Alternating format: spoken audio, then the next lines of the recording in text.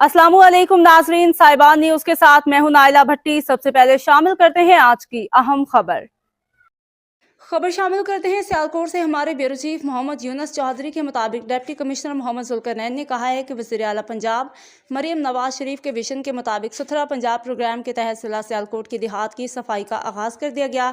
6 देही union council से 783 matric ton कूड़ा लैंडफिल साइट्स पर डंप करके उनको ज़ीरो वेस्ट कर दिया गया है, जबकि बाकी यूनियन कौंसिल में भी ज़ीरो वेस्ट मुहिम बतदरीज आगे बढ़ रही है।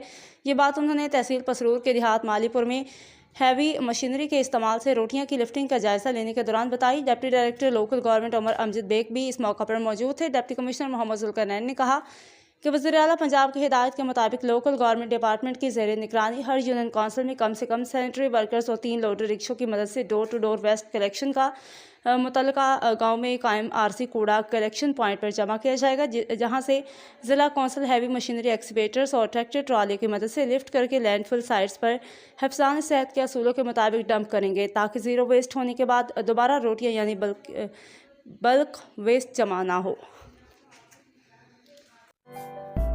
अब तक के लिए इतना ही। मज़ीद खबरों और अपडेट से बाखबर रहने के लिए देखते रहें साहिबान न्यूज।